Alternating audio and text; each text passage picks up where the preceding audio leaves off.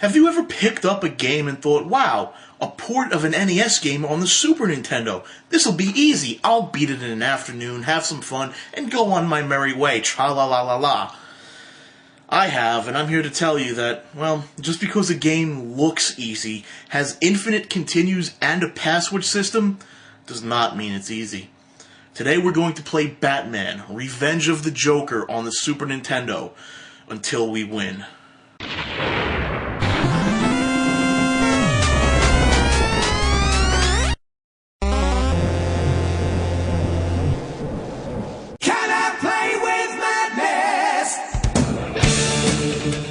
Yes, I know I'm breaking one of the tenets of Until We Win with this one, but just because there are unlimited continues doesn't mean this is an easy game. Far from it, in fact. You're going to die.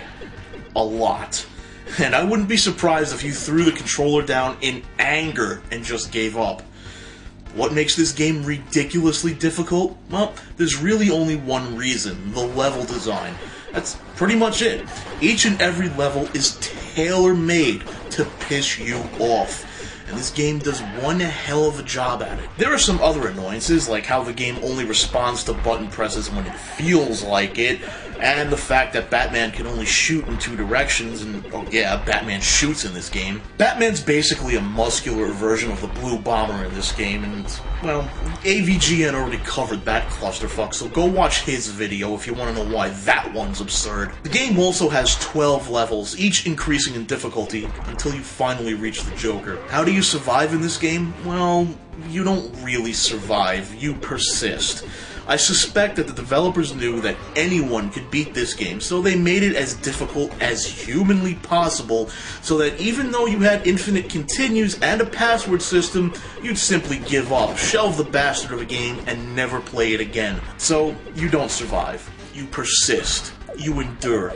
You die over and over again until you finally get a bit of luck on your side and move to the next level. Get used to the controls in this game. Being a port/remake, this game has some quirky controls for the Super Nintendo. You don't use A, X, L, or R. In fact, you use two buttons and the D-pad. B jumps, Y attacks, the D-pad moves you around. There are multiple weapons with this game, but there are only 3 of them that you're going to use: B, N, and C. B is your basic weapon and also the weakest. N is a wave-type attack, and the one you'll be using most of the game, and C is a powerful explosive type of attack, great for when there are multiple enemies and projectiles on the screen. That's pretty much all you need to know. I mean, the game itself is very simple, but it is damn difficult. Alright, so there are 12 levels in the game, 4 bosses. Every level is just a little bit more difficult than the last one, and each one has its own sticking point. In level 1, the main thing you need to worry about is not taking a lot of damage. There's a hallway with a ton of spiked balls that try to crush you. Just take your time and you'll be able to get through there without a scratch. Near the end of the level, there will be a series of gargoyle statues. As you get close, they'll shoot out some lightning from their mouths. The best way to beat these guys is to get right next to them, duck, and wait for the lightning to disappear, then shoot them until they explode. Stage 2 is a very simple and linear stage. It's one of those automatic scrollers, so keep up with the screen and make sure you stay on the top path. Taking the bottom path will just net you one of those cheap crushing deaths. After the second stage, you'll face your first boss. For each boss fight, both you and the boss get 50,000 health points to play with. The first one knocked down to 0 loses. This boss is really simple. He shoots out a stream of fire that you get to avoid. If you have any weapon other than the basic weapon, you can basically stand in one spot and take him out. Otherwise, just avoid the fire and keep hitting him until he goes down. Stage 3 will introduce you to the concept of cheap damage. There are a bunch of barrels that can be launched at you, as well as fire that bursts up from the bottom of the screen, and electric grids that'll quickly drain your health. It'll take more than a few tries to get through this level. Essentially, all you need to do is have good platforming skills. Of course, you may find that you need a bit of luck near the end, as the enemies kind of like to position themselves directly in your path, making it nearly impossible to not take damage. Stage 4 is pretty easy. It's a hover bike level. Yes, Batman apparently has a hover bike. Really, this is just a very basic shoot-'em-up level. All I can tell you is, don't die. Stage 5. This is the level where I knew I was in trouble. Before this level, everything was pretty basic and pretty simple. Stage 5, though, oh man. You know you've got problems when you're not halfway finished with the game and it decides to throw this type of level at you. In this stage, you're going to face several obstacles. Grenades that constantly attack you the entire level, snowmen whose heads melt off and become bombs, and these wizard fucks that shoot tornadoes at you. The grenades aren't too much of a problem because they only hurt you on the way down, so if you're careful, you can just avoid them. Plus, they don't do all that much damage. The same holds true for the snowmen. Once their heads melt off, just run away from them and the explosion won't hurt you. It's these assholes with the tornadoes that are gonna make your life miserable. The whirlwinds are damn hard to avoid and they take more than half your life away. One hit by this thing and you're down to only a few units of health. 2 hits and you're dead. I don't even know how many times I died before I was able to reach the halfway point of this stage, let alone the end. The trick to this stage is to be very patient. The tornadoes don't come out of nowhere. They're thrown by the wizard things, and each wizard only throws the tornadoes in a specific pattern. The pattern is different for each enemy, but you can rely on that pattern not changing. So, getting by these guys is really just a matter of trial and error. I died a lot, and you will too. Stage 6 is another scrolling level, this time with a pain-in-the-ass twist. Enemies on hoverbikes will fire Batman-seeking missiles, and those missiles will kill you if you're not careful. This stage is where the C weapon upgrade comes in real handy. The C upgrade basically causes bursts to act like additional explosions, so you can clear the screen of enemies and missiles fairly quickly. This isn't as easy as you might think, however, because later on in the level, not only do you have to avoid missiles and guys on hoverbikes, but also what appears to be trash zombies that quickly drain your health if you're not careful. Keep firing your C missile to keep the screen cleared of missiles, jump between the zombie men, and you should be good to go. Stage 7 is another scrolling level, this time with deadly pits and conveyor belts. The enemies in this level can only be killed if you hit them directly in the chest. They're invulnerable in every other spot of the body. At the end of the first half, you'll be able to step into an elevator and face this thing. Get right up underneath it and spray it with fire until it goes down. If you're low on health, try to avoid the bombs it drops on you, otherwise keep firing until it is no more. The second hallway is more of the same with some tricky jumps thrown in. Again, keep shooting the enemies in the chest to take them down and move on to the second elevator where you'll have to take on that strange thing again. This time you'll probably be significantly lower on health. You'll have to avoid the bombs if you want to last long enough to survive the ride up. For your next challenge, you'll face off against the second boss of the game, and this guy is still a bit of a pushover. There'll be fire coming from the floor, and he'll drop missiles from the ceiling. It's really not as bad as it looks, though, as you should be able to take this guy out the first time through. Just remember not to stand on the middle platform. Pick a spot on the left or right side of the screen, between the bursts of fire, and shoot at the boss when he's overhead. You should be able to take him out with a lot of life to spare. Stage 8 is blessedly very simple. Just make your way from ledge to ledge, making sure to avoid the divers that jump up from the water, and bombs that fall from the ceiling. You should be fine. Just be careful of the bombs, as they tend to explode when they hit the bottom of the screen. The fire they shoot up causes more damage than if you simply ran through them. Time your jumps carefully, though, and you'll be okay. Stage 9 is exactly the same as Stage 4, except it's a hell of a lot more difficult. The enemies hit harder, and there are a ton of them on screen. For the first part of the level, make sure you either kill or completely avoid the floating boxes, and pay attention to the purple death they send your way. The second part of the level is a bit wacky. The jackasses on hoverbikes will fly at you, spamming you with missiles. The only way I've gotten out of this level alive is to camp on the spots of the screen where the hoverbikes aren't trying to rape you. That's usually the extreme top or extreme bottom of the screen. The third part of the level is all about how fast you can kill the flying enemies before they kill you.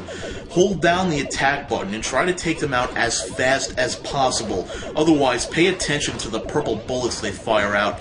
You can stay in the center of their shot and be able to avoid getting hit. The final part of the level involves beating the hell out of 3 missile-spamming giants.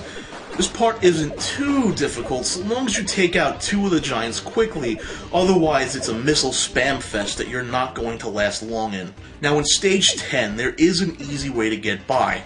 Crouch in the lower left corner of the screen and let the screen push you forward. You'll duck under most of the barrels and only have to shoot the occasional enemy. Of course, I'm an idiot and didn't realize that until after I wrote the script, so what you're seeing here is my horrible attempt to dodge every barrel being thrown at me. There's only one really dicey section of this level, and that's getting past the beams of instant death. It'll take a long while to figure out how to get past this part, mostly because you have to use a move that you have never used the entire game, the slide. Press down and B and you'll be able to slide in the direction you're facing. It's a hell of a lot faster than simply walking or trying to jump.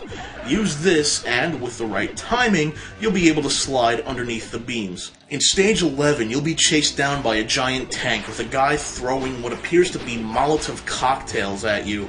If you try to move too far forward, a giant spiked ball will crush you, and if you fall too far behind, the flames will burn you. When I started this level, all I could think of was trying to kill the guy that kept popping up out of the tank.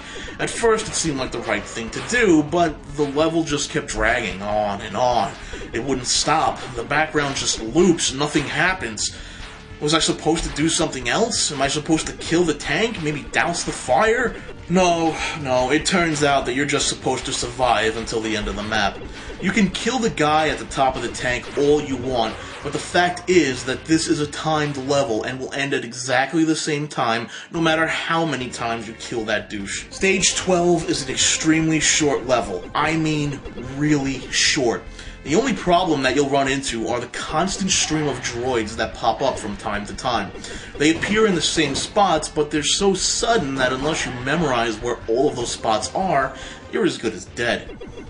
There are only 3 spots you actually need to worry about. The first one will pop up here, and all you need to do is back away and wait for the stream of droids to end. You'll find the second spot here. You'll need to be standing in exactly the right location in the middle of the droids in order to stay alive. The same holds true for the third spot here. Stand in the middle of the droids and you won't die. Get past all 3 swarms and you'll finally be able to take on the Joker. I know I've already said it, but damn, you're going to die. A lot. The first battle is a boss battle, but you don't get 50,000 health points to play around with. Oh no, you've got the standard health bar, and with the Joker riding around in a Bowser-esque floating head, lighting fires and throwing bombs, this isn't exactly the easiest battle in the world to win.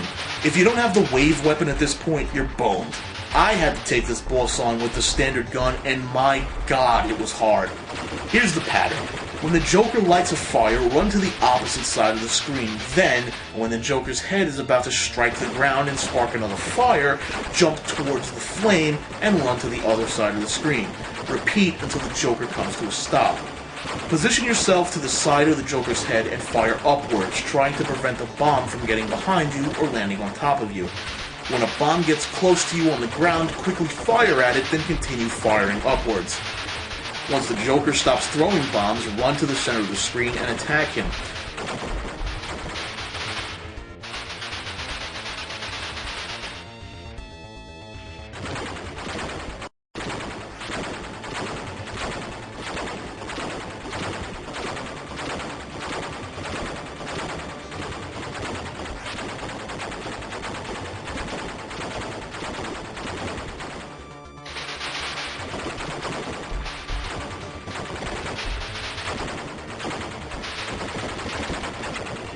Keep this up, and after a lot of deaths and possibly some alcohol, you'll defeat the stage and take on the Joker in a classic boss battle. In this boss battle, you and the Joker will both have 50,000 health points, but the Joker is riding a gigantic robot with flames jutting out of its feet, a nasty laser sword, the ability to jump around the screen, and fire breath.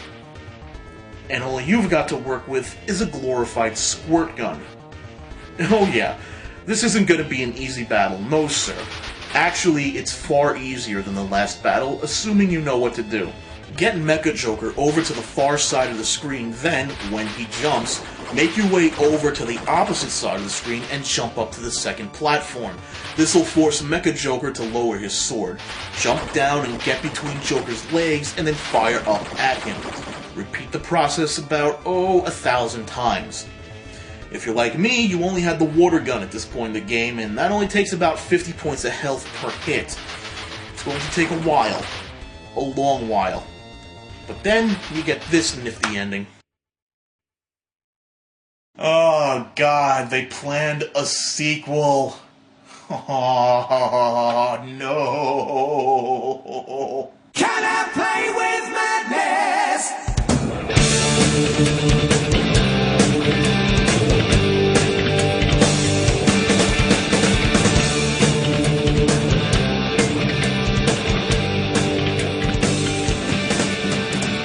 Give me the sense to wonder if I'm free. That's pretty much all you need to know. The game itself is very simple, but so maddeningly,